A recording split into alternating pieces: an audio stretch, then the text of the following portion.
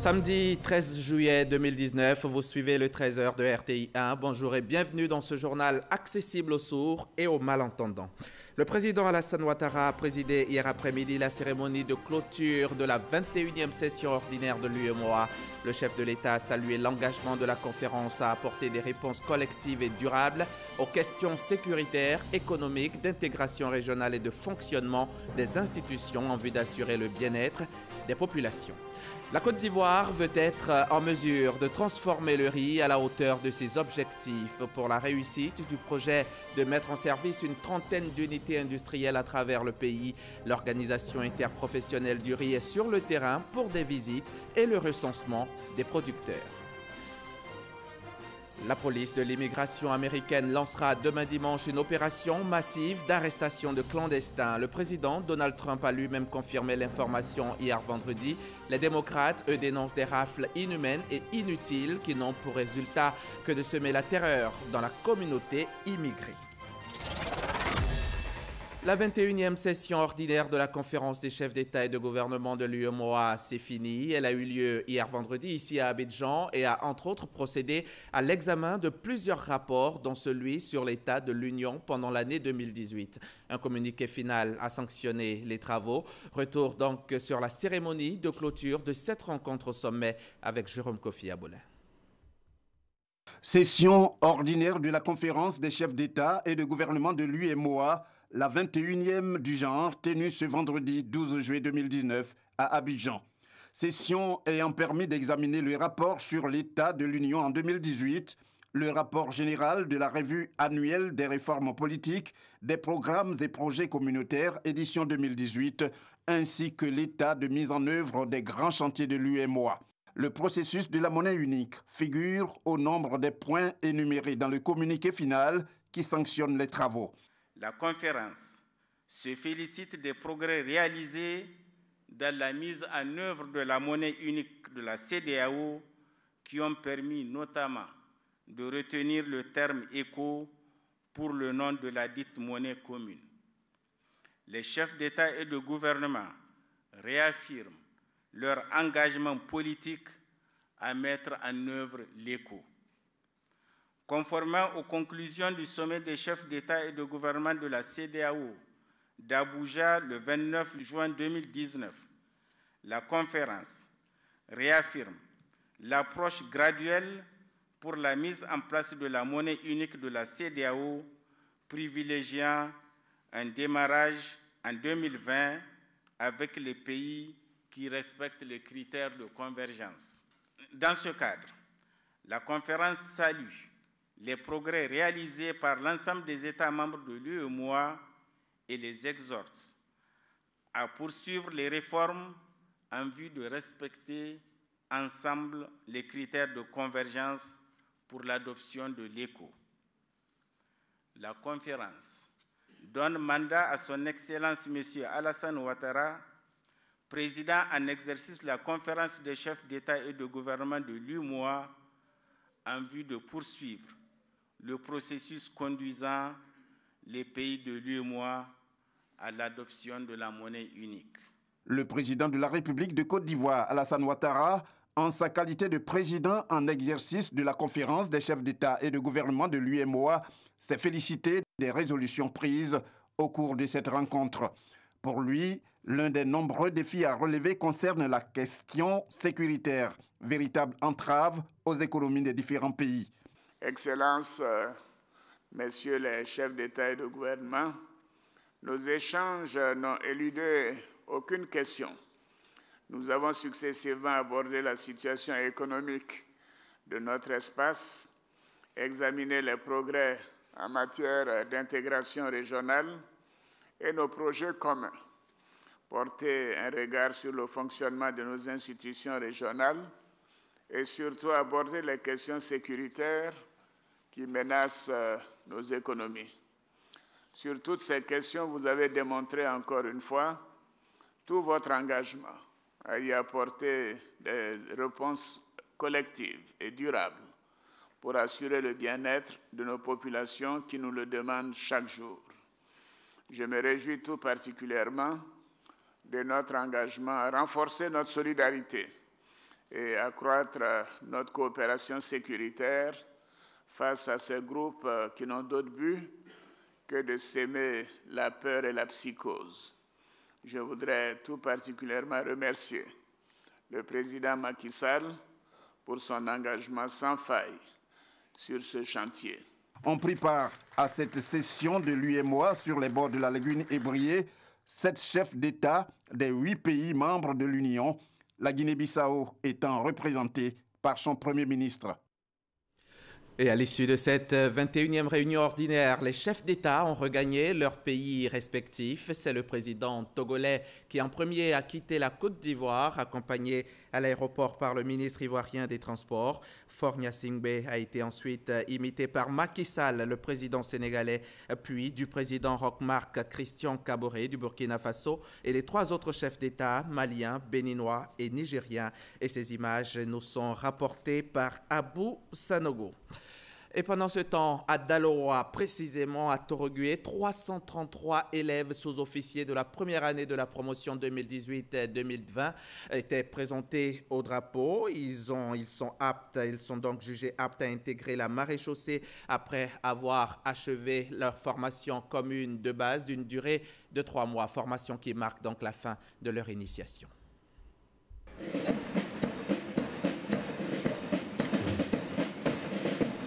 Ces jeunes élèves sous-officiers de première année de la 20e promotion 2018-2020 ont choisi librement l'exaltant métier de gendarme. En l'absence de toute contrainte, ils ont décidé de se donner corps et âme à la patrie. Après 3 mois d'intenses efforts physiques, intellectuels et moraux, ils sont jugés aptes par leur maître à intégrer la famille des militaires.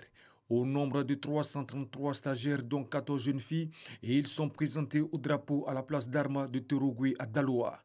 Une présentation au drapeau, symbole de l'État, qui marque la fin de leur initiation communément appelée la FCB, la formation commune de base. Formation au cours de laquelle leur sont inculquées plusieurs valeurs, notamment la discipline, le dévouement, le sens de l'honneur, la rigueur, la loyauté et le service aux autres. Et c'est pourquoi, en présence de leurs familles respectives, le commandant supérieur de la gendarmerie nationale leur a rappelé la fierté qu'ils devront avoir à servir le drapeau, puis les a engagés à épouser l'esprit de la gendarmerie nationale sans lequel il est impossible de servir la République avec loyauté et efficacité. Le drapeau est le symbole de la nation et de son unité. C'est pour cette raison que ceux qui sont chargés de défendre ce drapeau doivent être des citoyens sains d'esprit, très bien éduqués pour comprendre ce que c'est qu'un État, très bien élevés pour avoir l'amour profond de leur patrie. L'esprit militaire, l'esprit gendarmérique commence par la discipline et finit par la discipline. En tant que gendarme, notre mission est de veiller à la paix et à la stabilité de notre pays. Ces nouveaux gendarmes qui viennent d'achever la première partie de leur formation ont gratifié parents, amis, proches, connaissances et leur hiérarchie de leur premier défilé. De Torogué, mettons le cap sur Grand Bassam, dans le sud de Comoé, à une 50aine de kilomètres d'Abidjan. Sur place, dans la cité balnéaire, s'est tenue récemment la 3e réunion du Conseil régional du Sud Comoé. À l'ordre du jour, plusieurs points, notamment l'adoption du budget primitif de l'exercice 2018 et le projet d'insertion socio-professionnelle des jeunes. Le compte-rendu d'Astou Touré. C'est la ville historique de Grand Bassam qui a accueilli la 3e rencontre du Conseil régional du Sud Comoé. Occasion pour Aka Awele de faire le point des projets en cours. Nous sommes dans la bonne voie.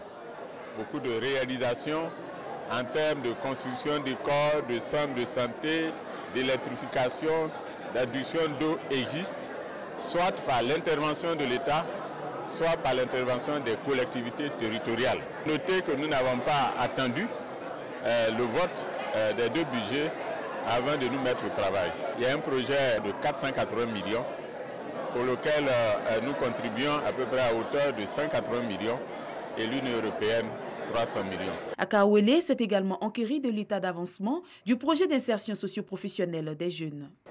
Nos priorités aujourd'hui, c'est comment aider les jeunes et les femmes à avoir des activités qui leur permettent de se prendre en charge. Et vous avez vu, nous avons pu faire des dons aux femmes, à l'ensemble des femmes ici. C'est symbolique, mais c'est un signal fort que nous avons donné. Dons à l'ensemble des femmes, dont également au corps préfectoral qui nous appuie, voyez-vous, comme les femmes d'ailleurs, pour dire que nous sommes tous dans la même vision, nous sommes tous dans la même motivation pour aider ceux et celles qui en ont besoin. Un don d'une valeur d'1 million de francs CFA et un ordinateur ont été offerts aux cantines de la région. Vous avez dû le remarquer, le corriger surtout. Il s'agissait de l'adoption du budget primitif de l'exercice 2020 et le projet, bien sûr, d'insertion socio-professionnelle des jeunes. À Moronou également, on parle développement. Ils sont au nombre de 90, ces jeunes de la région du Moronou qui bénéficient d'une enveloppe de plus de 10 millions de francs CFA. C'est le fruit des travaux à haute intensité de main-d'œuvre dans le cadre du PGDEC. Financé par la Banque mondiale, ce fonds va permettre aux bénéficiaires de s'installer à leur propre compte et de s'insérer dans le tissu socio-économique. Reportage RTI Boaké, Charles Tatou. Le conseil régional du Moronou active ses réseaux pour son éligibilité au projet de l'État financé par la Banque mondiale. Cela afin d'offrir des opportunités d'affaires aux jeunes ruraux de la région en vue de leur autonomisation. La région bénéficie donc depuis 2017 du programme Emploi Jeunes et Développement des compétences, PGDEC. Les jeunes qui constituent la première vague des 300 bénéficiaires des activités du sous-projet de ce programme, à savoir les TIMO, travaux à haute intensité de main-d'œuvre, viennent de boucler leurs travaux. Les sommes qu'ils vont percevoir, qui constituent une épargne, parce que les travaux qu'ils exécutaient, par jour, ils recevaient 2500. On leur remettait 1000 francs pour jour ouvré, et les 1500 étaient mis sur leur propre compte. À la fin donc, de 6 mois, ils ont eu droit à une formation au métier, donc dans ce qu'on appelle les activités génératives de revenus.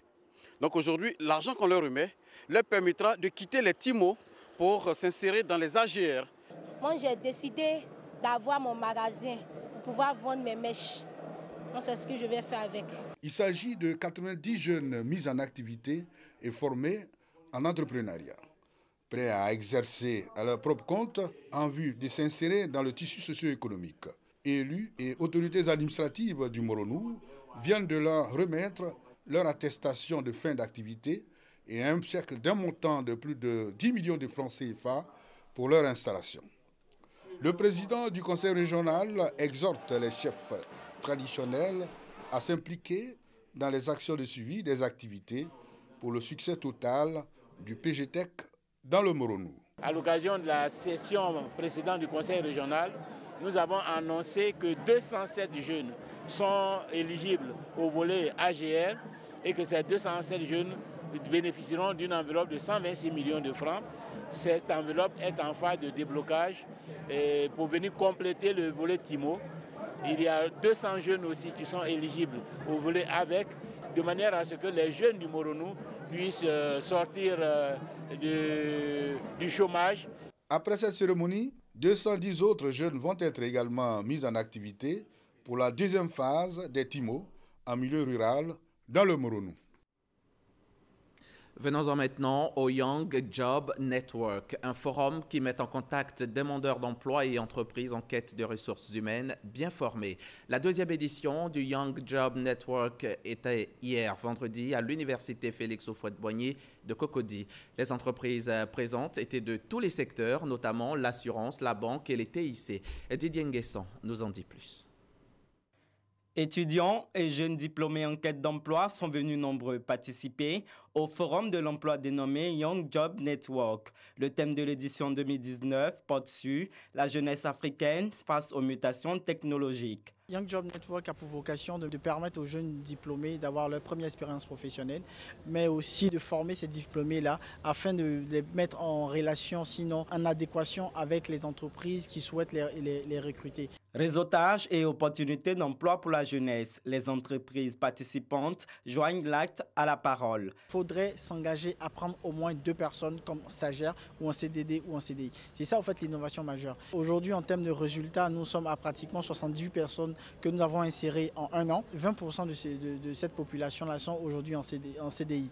Le panel inaugural a permis de situer les enjeux économiques liés au changement technologique. Pour le panéliste Charles Quier, la croissance économique de l'Afrique ces dernières années traduit l'importance des opportunités à saisir pour les jeunes.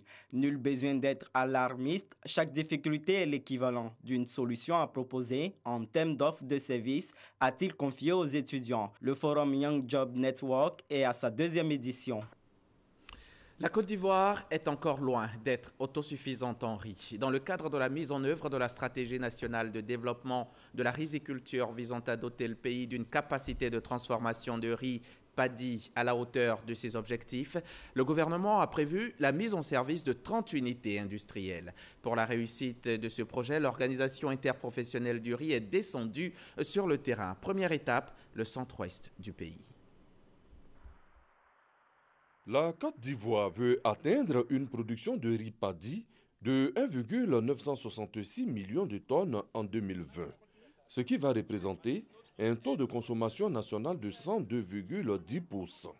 Le 7 juin 2018, en Conseil des ministres, le gouvernement, grâce à la coopération avec l'Inde, a prévu la mise en service de 30 unités industrielles de transformation de riz paddy. 12 pôles de production identifiés dans le pays. Dans le pôle centre-ouest 2, qui prend en compte les régions du Gao et du Lodjibois et les départements de Saint-Fra et Tia-Salé, la production rizicole est forte, plus de 57% de la part nationale. À Saint-Fra, les acteurs, avec en première ligne l'organisation interprofessionnelle de riz, sont à Tiezan-Cro 3. Le champ de riz est vaste. Toutefois, des difficultés existent. C'est avec cet instrument nous coupons le riz. On attend les machines pour venir nous aider, les batteuses, les laboureuses. Le président de l'organisation interprofessionnelle de riz, acteur clé de l'autosuffisance en riz du pays, veille sur l'atteinte des objectifs. Il est donc tout à fait indiqué que l'approche de la mécanisation soit partagée avec les acteurs que nous sommes. Pour l'autosuffisance en riz de la Côte d'Ivoire, le partenariat public-privé met en place des leaders de pôle. Celui de la zone 2 compte une unité de transformation à Gagnoa, une autre à Tia-Salé. Celle de Saint-Fra attend toujours sa construction. En attendant, la concession du gouvernement à son partenaire, on s'active sur le terrain. Aujourd'hui, notre devoir, c'est de soutenir la chaîne des valeurs, appui à la production, transformation et commercialisation. Ensuite, on est responsable du flux financier et du flux matière. Un des défis de la riziculture reste la mécanisation de toute la chaîne. Ici aussi, le privé aura un rôle à jouer. Des partenaires sont au bord des rizières. On a fait le constat qu'il y a un fort potentiel pour emmener une meilleure productivité du riz sur la Côte d'Ivoire. Donc par cela, ça va passer par des phases de petits aménagements et sur lesquels la mécanisation agricole va pouvoir arriver très très vite. Dans cette organisation, le recensement des producteurs s'impose. Yaoukro, axe Saint-Fra-Boisflé, le top départ est donné. Dans le pôle centre-ouest 2, le défi est de produire au moins 200 000 tonnes l'année. Avec une bonne organisation, au finish, les voyants seront à coup sûr au vert. C'était un reportage de Kader Sogodogo, notre confrère de RTI Bouaké. Les performances de la Côte d'Ivoire reconnues à l'extérieur. Au Maroc, à Fès, vient de se tenir la 57e assemblée annuelle du Centre africain de formation de recherche administrative pour le développement. Et bien entendu, la Côte d'Ivoire y était représentée. Le ministre Issa Coulibaly conduisait la délégation. Le pays y a été primé pour l'amélioration de la qualité de son service public. Grace Kando est rentrée de Fès, son compte rendu.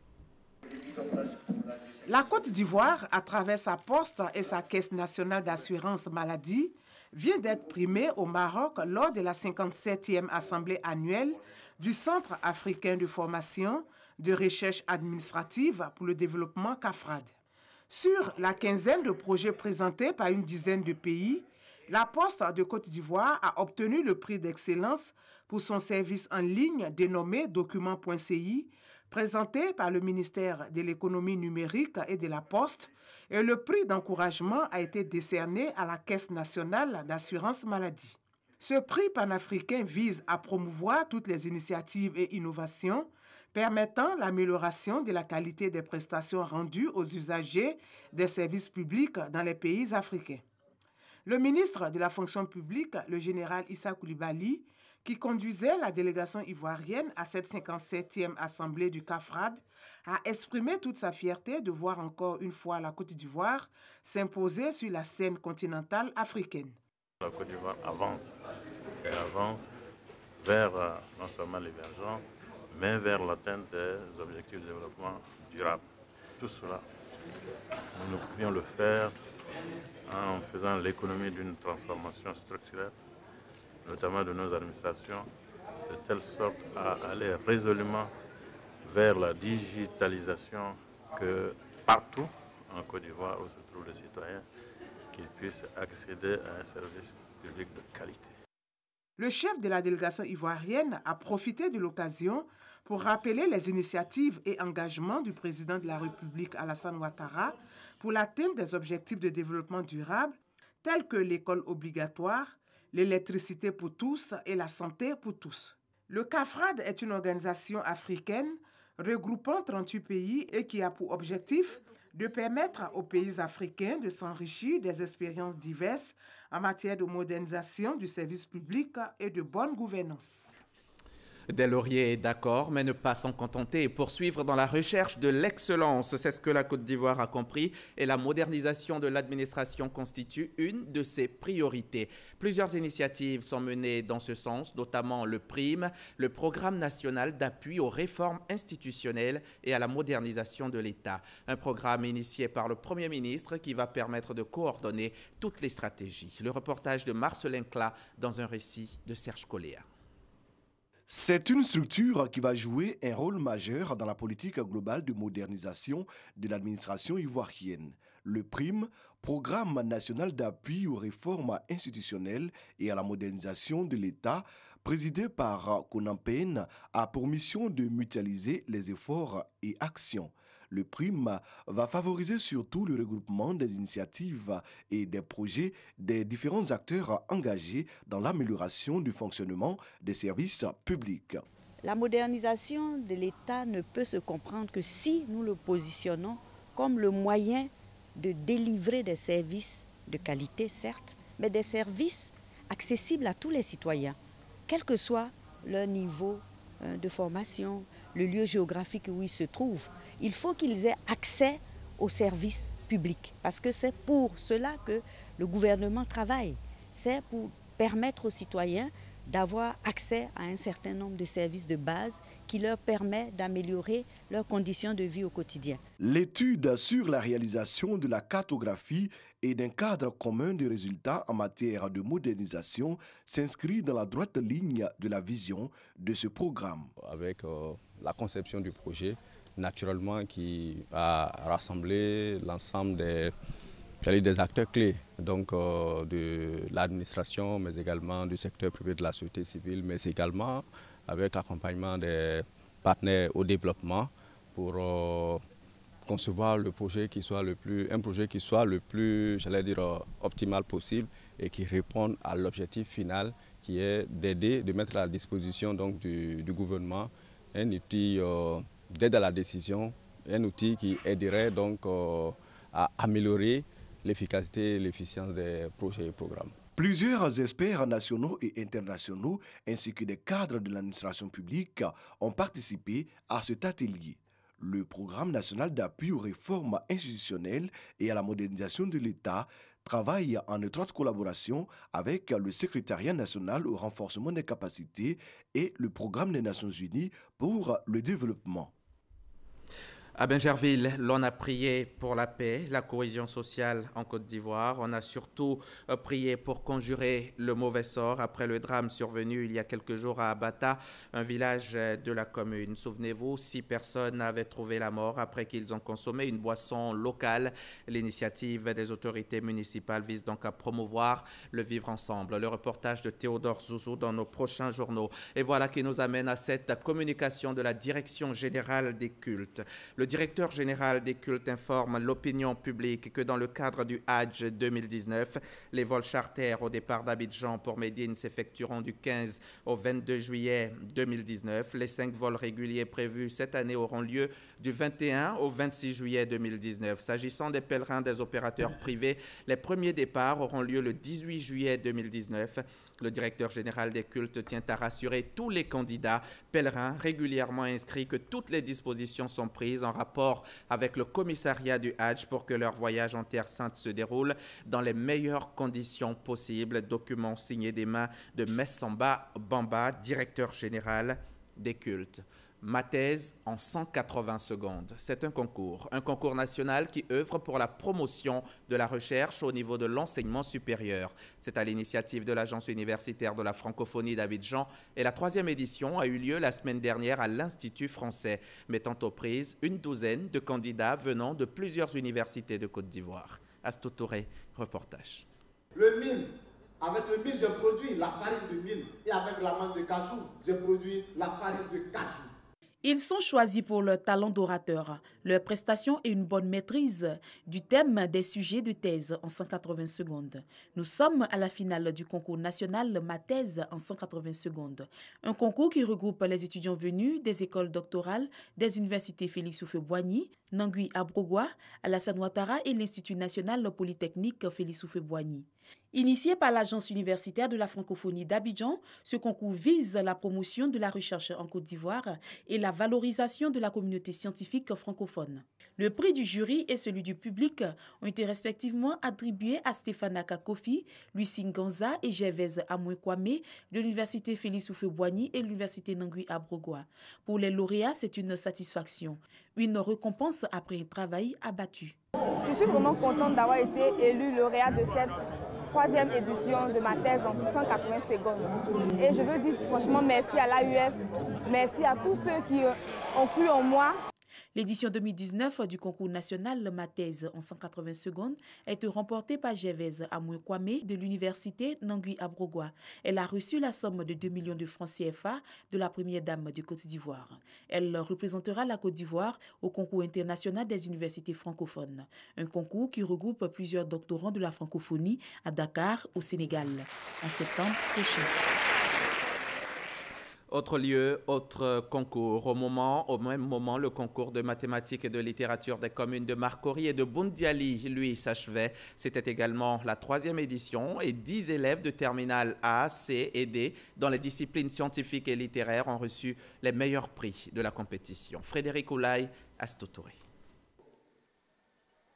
Emmanuel, élève en classe de terminale C, remporte le prix du meilleur mathématicien de concours de mathématiques et de littérature 2019. Une performance qui rassure. Tout ce que Dieu fait est bon parce que déjà même en classe, c'est pas moi le premier match, je suis seulement que 2e. C'est par la grâce de Dieu que j'ai pu être un premier à ce concours. Je suis content et puis ça confirme mon travail. Comme Emmanuel, 10 autres élèves sur 123 participants ont été primés pour l'excellence de leur travail dans les disciplines littéraires et scientifiques. Promouvoir l'excellence et les mérites, une initiative de l'ONG Unique Leader. L'objectif de cette manifestation, c'est pouvoir donner de la motivation aux élèves. Mais nous allons au-delà de la motivation simple, c'est également de permettre aux élèves de croire en leur potentiel et de se dire qu'ils peuvent y arriver et devenir des leaders hors pair. Les représentants du ministère de l'Éducation nationale et les responsables en charge de l'école dans la commune de Marcory entendent accompagner cette initiative de l'ONG Unique Leader. Cette cérémonie de remise de prix a vu la participation de partenaires venus apporter leur contribution à la promotion de l'excellence. Des lots composés d'ordinateurs portables, de smartphones et de livres ont été remis aux méritants de cette 3e édition du concours de mathématiques et de littérature. Le ministre des Sports porte à la connaissance des autorités politiques, administratives et de la population que l'équipe nationale de football, qui a vaillamment représenté la Côte d'Ivoire lors de la 32e édition de la Coupe d'Afrique des Nations d'Égypte 2019, regagnera Abidjan ce samedi 13 juillet 2019 à 18h45 à l'aéroport international Félix Houphouët-Boigny. À cette occasion, Monsieur le ministre invite l'ensemble de la population à réserver un accueil chaleureux aux éléphants footballeurs afin de leur manifester les encouragements de la nation. L'accueil se fera à l'espace Jeddah de l'aéroport. Nous y sommes tous attendus à partir de 13h. La police de l'immigration américaine lancera, elle, dimanche, une opération massive d'arrestation de clandestins. Habituellement, ces opérations ne sont pas annoncées à l'avance afin de ne pas alerter les personnes ciblées, mais le président Donald Trump a lui-même confirmé l'information hier vendredi. Selon la presse, 10 grandes villes américaines seront visées par les opérations de police. Les démocrates, eux, dénoncent des rafles inhumaines et inutiles qui n'ont pour résultat que de semer la terreur dans la communauté immigrée. Avant de refermer cette édition, je rappelle ce qui a fait hier l'essentiel de l'actualité, la 21e session ordinaire des chefs d'État et de gouvernement. C'était donc hier vendredi 12 juillet, ici à Abidjan, en présence de chefs d'État, 6 chefs d'État au total, en plus du président Alassane Ouattara. La cérémonie de clôture a eu lieu dans l'après-midi au Sofitel Abidjan Hôtel Ivoire et plus tard en début de soirée, les invités de marque ont regagné leur pays respectif. Ce journal est terminé. Merci de l'avoir suivi. Merci à toute l'équipe technique et rédactionnelle qui m'a aidé à le préparer. Merci à la régie, à Adama Kone, à Wassovadogo, Aurélia, Drokula. Merci d'avoir été avec nous et à demain 13h sur la chaîne qui rassemble.